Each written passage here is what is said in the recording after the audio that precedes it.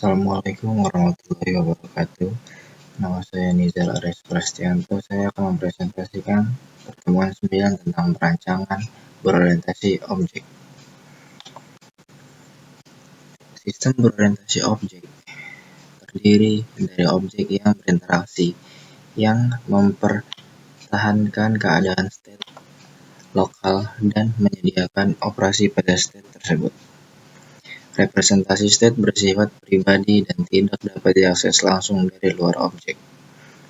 Proses desain berorientasi objek melibatkan perancangan kelas objek dan hubungan antara kelas-kelas tersebut. Lalu yang keempat ada mengubah implementasi pada suatu objek atau menambahkan metode atau operasi tidak mempengaruhi objek lain dalam sistem. Lalu di sini ada hal-hal yang dapat diperhatikan dalam desain berorientasi objek. Yang pertama ada memahami dan mendefinisikan konteks dan interaksi eksternal dengan sistem. Lalu yang kedua ada desain arsitektur sistem. Lalu yang ketiga ada identifikasi objek utama dalam sistem. Lalu yang keempat ada kembangkan model desain. Lalu yang kelima tentukan antarmuka atau interface. Lalu desain berorientasi objek biasanya diimplementasikan dengan bahasa pemrograman berorientasi objek. Keuntungan utama dari desain OO atau orientasi atau objek oriented adalah yang pertama ada sistem analis dapat menghemat waktu dan menghindari kesalahan dengan menggunakan objek secara modular. Lalu yang kedua, programmer dapat dengan mudah menerjemahkan desain ke dalam kode. Objek yang baru dapat dibuat tanpa mengubah kode yang sudah ada. Lalu yang ketiga, bekerja dengan model program yang dapat digunakan kembali atau reuse yang telah diuji dan diverifikasi. Lalu ada identifikasi kelas objek. Tujuan dari mengidentifikasi kelas objek dalam sistem berorientasi objek adalah yang pertama, gunakan analisis gramatikal dari deskripsi bahasa alami. Objek dan atribut adalah kata benda. Operasi atau layanan adalah kata kerja. Lalu yang kedua, gunakan entitas nyata atau benda. Dalam domain aplikasi seperti mobil, peran seperti manajer atau dokter, acara seperti permintaan, interaksi seperti pertemuan, lokasi seperti kantor, unit organisasi seperti perusahaan. Lalu yang ketiga, gunakan analisis berbasis skenario, di mana berbagai skenario penggunaan sistem diidentifikasi dan dianalisis secara bergantian. Lalu ada istilah dalam object oriented atau OO. Yang pertama ada objek. Objek sendiri pengertiannya adalah konsep atau abstraksi tentang sesuatu yang memiliki arti untuk aplikasi yang akan dikembangkan. Objek ini mau diwakili dengan kata benda. Lalu objek dapat berupa yang pertama objek orang atau manusia. Contohnya karyawan dan mahasiswa. Lalu yang kedua objek tempat. Contohnya ada kantor, gedung, dan juga toko. Lalu yang ketiga ada objek abstrak. Contohnya adalah transaksi, jadwal, dan peminjaman. Lalu yang keempat ada objek organisasi. Contohnya adalah divisi IT dan HRD. Lalu yang kelima ada objek peralatan atau benda. Contohnya seperti mobil, buku, dan juga baju. Lalu istilah yang kedua ada atribut. Atribut adalah suatu objek memiliki atribut tertentu yang merupakan karakteristik yang menggambarkan objek. Lalu yang kedua, suatu atribut dapat mengambil sebuah nilai yang ditentukan berdasarkan domain yang dihitung. Lalu yang ketiga, domain merupakan satu himpunan nilai-nilai spesifik. Nah, di sini juga ada contoh dari atribut ya. Misalkan kelas mobil memiliki sebuah atribut, yaitu atributnya warna. Domain nilai untuk warna adalah ada putih, ada hitam, perak, abu-abu, biru, merah, kuning, maupun hijau, dan ada warna-warna lainnya juga. Itu contohnya saja. Lalu setelah itu, objek dapat memiliki atribut khusus yang disebut state. Keadaan suatu objek adalah kata sifat yang menggambarkan status dari objek saat ini. Lalu yang terakhir, misalnya rekening bank dapat aktif, tidak aktif, tertutup, atau dibekukan. Sekian dari presentasi saya. Wassalamualaikum warahmatullahi wabarakatuh.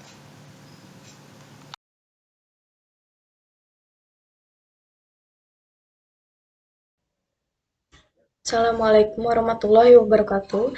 Nama saya Kava Febri Ningrum. Di sini saya akan menjelaskan tentang identifikasi kelas objek. Tujuan mengidentifikasi kelas objek dalam sistem berorientasi objek. Yang pertama, gunakan analisis gramatikal dari deskripsi bahasa alami. Objek dan atribut adalah kata benda. Operasi atau layanan adalah kata kerja.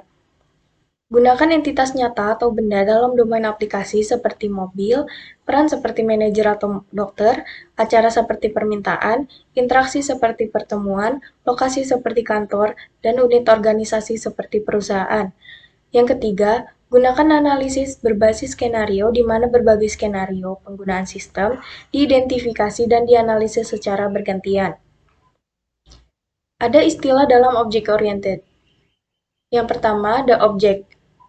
Objek adalah konsep atau abstraksi tentang sesuatu yang memiliki arti untuk aplikasi yang akan dikembangkan. Objek diwakili dengan kata benda. Objek juga dapat berupa manusia, contohnya karyawan, mahasiswa.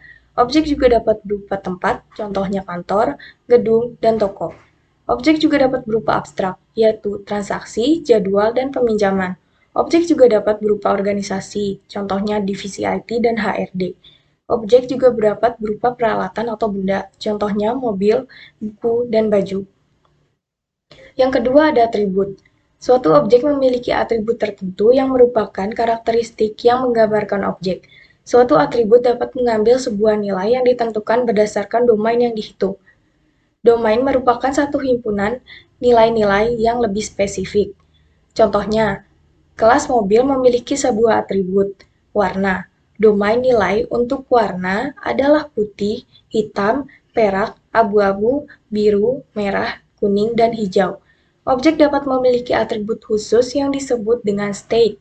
Keadaan suatu objek adalah kata sifat yang menggambarkan status objek saat ini. Contohnya, rekening bank dapat aktif, tidak aktif, tertutup, atau dibekukan. Yang ketiga ada metode. Suatu metode mendefinisikan tugas-tugas spesifik yang dapat dilakukan oleh suatu objek. Metode dituliskan dengan kata kerja yang menggambarkan apa dan bagaimana suatu objek melakukan sesuatu. Contohnya, objek pelanggan dapat melakukan tugas-tugas tertentu seperti melakukan pemesanan, membayar tagihan, dan mengubah alamatnya. Yang keempat, ada pesan atau message. Pesan atau message adalah perintah yang memberitahu suatu objek untuk melakukan metode tertentu. Contohnya, pesan tambahkan siswa mengarahkan kelas siswa untuk menambahkan nomor siswa, nama, dan data lain tentang siswa tersebut. Demikian pula pesan bernama hapus siswa, memberitahu kelas siswa untuk menghapus instance siswa. Pesan yang sama untuk dua objek berbeda dapat menghasilkan hasil yang berbeda. Berikut ini adalah contoh dari pesan. Instructor mengirim pesan enter grade ke dalam student record. Objek instructor mengirim pesan enter grade ke instance class student record. Objek instructor dan kelas student record dapat digunakan kembali dengan sedikit modifikasi di sistem informasi sekolah lain, di mana banyak atribut dan metode akan serupa. Contoh pesan. Di sini ada class dari student, atributnya student number, name, address, telepon, date of birth, fitness record, dan status. Metodenya add student, delete student, add fitness class, change address, change telephone, change status, update fitness record. Contoh pesannya ada add student. Tells the student class to perform all the steps needed to add a student instance. Message yang kedua ada delete student. Tells the student class to perform all the steps needed to delete a student instance. Yang kelima ada class. Kelas adalah deskripsi umum yang menggambarkan sebuah kumpulan berisi objek-objek yang sama. Semua objek dalam kelas berbagi atribut dan metode yang sama, sehingga kelas seperti blueprint atau template untuk semua objek di dalam kelas. Superclass adalah generalisasi dari satu himpunan kelas-kelas yang berhubungan. Subclass adalah spesialisasi dari superclass. Contohnya, superclass kendaraan bermotor adalah generalisasi dari kelas truk, SUV, minibus, dan car. Subclass minibus mewarisi semua atribut kendaraan bermotor, tetapi juga menggabungkan atribut tambahan yang spesifik hanya untuk minibus. Dari contoh di atas, ada kelas dan subclass. Di sini ada vehicle. Atributnya ada make, model, year, weight, dan color. Metodenya ada start, stop, dan park. Subclass dari vehicle itu ada car, minibus, SUV, dan truck. Sebelumnya ada atribut tambahan yang spesifik hanya untuk minibus. Di sini, truck memiliki atribut yang spesifik yaitu load limit atau muatan. Yang terakhir ada hubungan antara objek dan kelas. Hubungan atau relationship memungkinkan objek untuk berkomunikasi dan berinteraksi ketika mereka melakukan fungsi bisnis dan transaksi yang diperlukan oleh sistem. Hubungan menggambarkan apa yang perlu diketahui objek satu sama lain, bagaimana objek merespon perubahan pada objek lain, dan efek keanggotaan dalam kelas, superkelas, dan subkelas.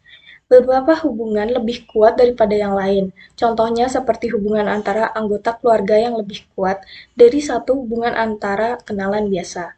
Hubungan terkuat disebut warisan.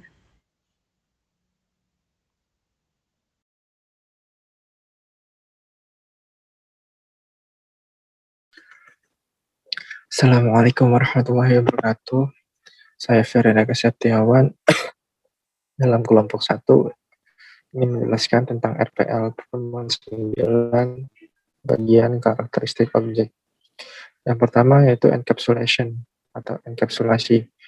Enkapsulasi adalah data dan prosedur atau fungsi yang dikemas bersama-sama dalam suatu objek, sehingga prosedur atau fungsi lain dari luar tidak dapat mengaksesnya. Nah, maksud dari poin ini adalah enkapsulasi itu adalah seperti objek yang mana bagian-bagian yang di luar dari objek tersebut tidak dapat masuk ke dalam objek tersebut. Anggap saja seperti kapsul. Kapsul merupakan bagian, anggap saja kapsul ini objek. Sehingga zat-zat lain yang di luar kapsul tidak dapat masuk ke dalam kapsul tersebut. Nah, itu seperti encapsulation, seperti namanya yang ada kapsulnya. Kemudian enkapsulasi adalah data terlindung dari prosedur atau objek lain kecuali prosedur yang berada dalam objek tersebut. Maksudnya enkapsulasi ini datanya bisa dibilang aman karena tidak rentan terhadap keamanannya. Maksudnya yaitu jarang sekali data yang dienkapsulasi itu terhack atau terdekrypt. Kemudian enkapsulasi merupakan pembatas ruang lingkup program terhadap data.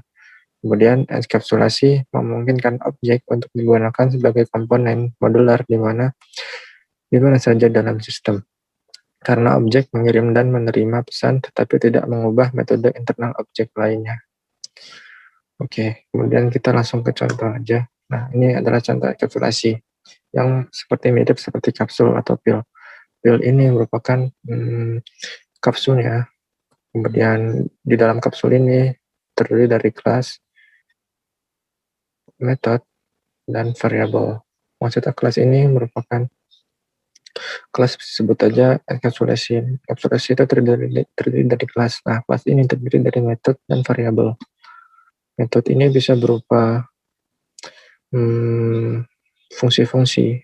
Kemudian variabel ini merupakan variabel atau data-data yang tercakup dalam kelas. Oke, kemudian kita masuk ke bagian pewarisan atau inheritance. Pewarisan adalah salah satu pembeda utama antara sistem konvensional dan sistem berbasis objek. Pewarisan merupakan konsep pemrograman di mana sebuah kelas dapat menurunkan properti dan metode yang dimilikinya kepada kelas lainnya. Subkelas Y mewarisi semua atribut dan operasi-operasi yang terkait dengan superkelas X. Ini berarti semua struktur dan algoritma data yang secara orisinal dirancang dan diimplementasikan untuk X segera tersedia untuk Y. Perubahan apapun pada atribut-atribut atau operasi-operasi yang dimaksud dalam sebuah superkelas akan diwarisi oleh semua subkelas. Nah, maksudnya adalah pewarisan ini adalah pemrograman antara parent serta child. Anggap aja Y ini merupakan child. Child mewarisi atau anak mewarisi semua atribut dan operasi-operasi ini bisa disebut dengan fungsi-fungsi atau function-function yang terkait dengan superkelas X atau parent-nya. Parent ini merupakan bisa disebut orang tuanya. Orang anak pasti mewarisi salah satu atau beberapa sifat dari orang tuanya. Nah, ini juga berlaku dalam pewarisan atau inheritance. Kemudian kita bisa langsung masuk ke contohnya. Nah, ini contohnya vehicle atau kendaraan ini adalah parent-nya. Nah, parent ini memiliki sifat full amount atau bensin penuh, capacity atau kapasitas, dan active brakes atau rem. Nah, fungsi-fungsi ini bisa diwarisi. Kendaraan kan ada banyak, ada kendaraan bis, kendaraan mobil, dan kendaraan truk. Nah, tiga kendaraan ini bisa mewarisi fungsi-fungsi atau operasi-operasi dari parent-nya, yaitu kendaraan. Nah, kelas bus ini bisa mewarisi sifat bensin, kapasitas, dan rem. Mobil pun juga sama, itu pun juga dengan truk. Nah, cuman bus ini kan bannya 4, truk ini bisa bannya ada banyak. Nah, karena ini berbeda, maka diturunkan menjadi child. Nah, bus ini pun bisa menjadi parent juga, jikalau ada jenis-jenis bus lain. Mobil pun juga sama, ada banyak mobil kayak mobil sport, mobil balap, dan mobil-mobil lainnya. Kemudian kita masuk ke materi lain, yaitu mengenai polymorphism. Maaf jika ada suara-suara yang mengganggu. Polymorphism atau polymorphism merupakan konsep yang menyatakan bahwa sesuatu yang sama dapat mempunyai bentuk dan perilaku berbeda. Polymorphism juga mempunyai arti bahwa operasi yang sama mungkin mempunyai perbedaan dalam kelas yang berbeda. Polymorphism sangat mengurangi usaha yang diperlukan untuk memperluas perancangan sistem berorientasi objek. Maksudnya polymorphism ini adalah dia kayak mirip dengan pewarisan, cuman fungsi-fungsi ini kayak full amount, capacity, dan active brakes berbeda-beda fungsi-fungsinya. Kalau ini kan sama, bus bisa bensin penuh, car juga, truk juga. Sedangkan polymorphism ini perilakunya berbeda, walaupun namanya sama. Oke, contohnya adalah nih. Ini kredit dengan kanekode.com. Makasih atas gambarannya. Misalnya induknya atau parent-nya. Nah, hello ini diwarisi ke anak-anaknya. Ada satu punya fungsi hello, anak dua juga punya, anak tiga juga punya hello. Masing-masing anak memiliki isi metode yang berbeda, meskipun namanya sama, itu hello. Nah, hello yang anak satu ini dengan hello anak dua ini berbeda sifat-sifatnya, atau isinya ini beda. Hello anak satu bisa diisi dengan hai, hello anak dua bisa diisi dengan halo, hello anak tiga bisa diisi dengan selamat datang. Jadi masing-masing hello ini mempunyai perilaku yang berbeda. Nah, inilah yang dimaksud dengan polymorphism. Oke, demikian. Kemudian poin selanjutnya akan diberikan oleh teman saya. Selebihnya mohon maaf, kurangnya mohon maaf. Assalamualaikum warahmatullahi wabarakatuh.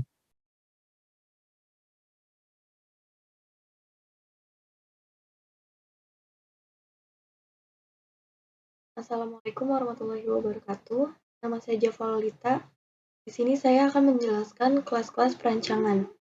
Model kebutuhan menentukan serangkaian kelas-kelas analisis yang masing-masing kelas menggambarkan beberapa elemen masalah yang fokus pada masalah yang dilihat oleh pengguna. Himpunan kelas-kelas perancangan adalah 1. Memperhalus kelas-kelas analisis dengan menyediakan detail perancangan yang memungkinkan kelas-kelas bisa diimplementasikan. Yang kedua, menciptakan suatu himpunan kelas-kelas perancangan yang baru yang mengimplementasikan suatu infrastruktur PL yang mendukung solusi bisnis. Kelas-kelas perancangan yang mempresentasikan lapisan berbeda dari perancangan arsitektur. Itu ada kelas-kelas antarmuka. Itu pengguna menentukan semua abstraksi yang diperlukan untuk interaksi manusia dengan komputer. Kemudian ada kelas-kelas bisnis, yaitu kelas-kelas yang mengidentifikasi atribut dan operasi atau metode yang dibutuhkan untuk mengimplementasikan beberapa elemen ranah bisnis. Kemudian ada kelas-kelas proses, yaitu mengimplementasikan abstraksi bisnis yang levelnya lebih rendah untuk sepenuhnya mengelola kelas-kelas ranah bisnis. Kemudian ada kelas-kelas persisten, yaitu mempresentasikan data store yang akan terus ada setelah eksekusi PL. Kemudian ada kelas-kelas sistem, yaitu mengimplementasikan manajemen PL dan mengendalikan fungsi-fungsi agar mampu mengoperasikan sistem dan berkomunikasi dengan dunia luar. Karakteristik kelas perancangan. A. Karakteristik kelas perancangan, yaitu ada lengkap dan cukup, di mana suatu kelas perancangan seharusnya menjadi enkapsulasi lengkap dari semua atribut dan metode yang dapat layak diharapkan. Cukup berarti memastikan bahwa kelas perancangan berisi hanya metode-metode yang cukup untuk mencapai tujuan kelas. Contohnya, kelas scene adalah lengkap hanya jika kelas ini berisi semua atribut dan metode yang dapat layak diasosiasikan dengan pembuatan suatu scene video. Kemudian ada sederhana, yaitu di mana metode-metode yang dihubungkan dengan sebuah kelas perancangan harus fokus ke pencapaian satu fungsi spesifik pada kelas. Contohnya, kelas video clip memiliki atribut start point dan end point untuk mengidentifikasikan titik awal dan titik akhir. Kemudian ada kohesi tinggi, yaitu kelas perancangan kohesif adalah single-minded. Artinya kelas ini memiliki satu kumpulan kecil tanggung jawab yang fokus dan menerapkan atribut dan metode untuk menjalankan tanggung jawab tersebut. Contohnya kelas video clip dapat berisi satu kumpulan metode-metode untuk mengedit klip video. Kohesi dijaga asalkan setiap metode fokus semata-mata pada atribut-atribut yang diasosiasikan dengan klip video. Kemudian ada karakteristik keterhubungan rendah, yaitu jika sebuah model perancangan memiliki keterhubungan tinggi, yang artinya semua kelas perancangan berkolaborasi dengan semua kelas perancangan lainnya. Sistem menjadi sulit diimplementasikan, diuji, dan dipelihara. Kelas perancangan pada subsistem memiliki hanya pengetahuan terbatas tentang kelas-kelas lain.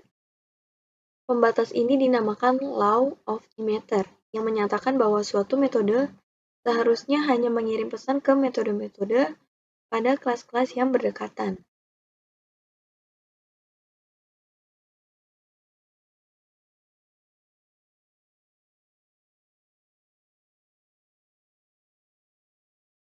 Nama saya Absir Muhammad Hamam. Di sini saya akan menjelaskan mengenai pendekatan pemrograman terstruktur. Karakteristik pendekatan berorientasi prosedur atau fungsi. Yang pertama, penekanan pada sesuatu yang harus dikerjakan.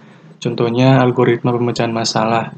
Yang kedua, pemrograman berukuran besar dipecah menjadi program-program yang lebih kecil. Yang ketiga, kebanyakan fungsi atau prosedur berbagi data global. Yang keempat, data bergerak secara bebas dalam sistem dari suatu fungsi ke fungsi yang lain yang terkait. Nah, Yang kelima ada fungsi-fungsi mentransformasi data dari suatu bentuk ke bentuk yang lain. Yang terakhir ada menggunakan pendekatan top-down. Nah, ini adalah bentuk struktur umum pemrograman terstruktur.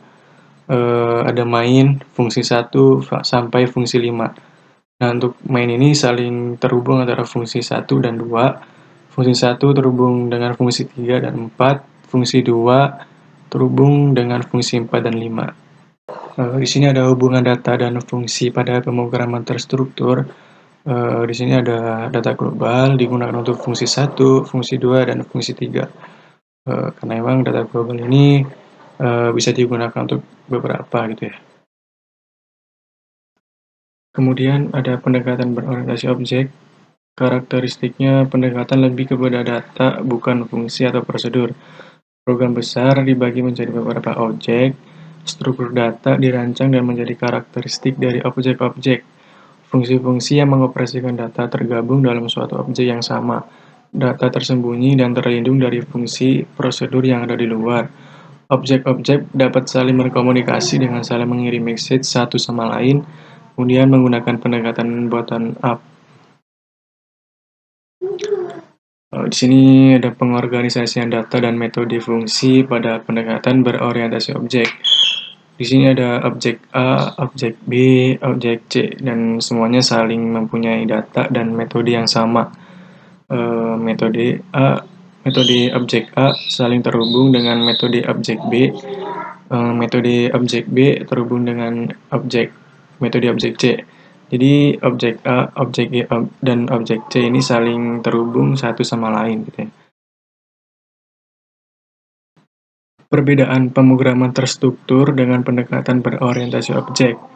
Yang pertama, pemrograman terstruktur. Permasalahan dilihat sebagai urutan sesuatu yang harus dikerjakan, seperti dari input, kemudian proses, dan terakhir output. Fokus utamanya pada fungsi atau prosedur. Data global pada program yang sangat besar sangat sulit untuk dilacak. Jika merevisi data global, maka merevisi setiap fungsi yang menggunakan data global. Tidak menggambarkan kasus yang nyata dengan baik, karena fungsi-fungsi berorientasi pada aksi dan tidak berhubungan langsung pada permasalahan. Kemudian kurang sempurna dalam menangkap kebutuhan reusable komponen karena tidak ada standarisasi modul. Yang kedua, pendekatan berorientasi objek. Penekanan pada apa yang dapat dilakukan oleh objek. Pendekatan lebih kepada data. Perubahan pada struktur data internal tidak mempengaruhi struktur data objek yang lain. Penggunaan bersama untuk beberapa tingkat yang berbeda, seperti penggunaan bersama untuk desain dan kode. Menggunakan pendekatan bottom up, fungsi atau prosedur berbagi data global.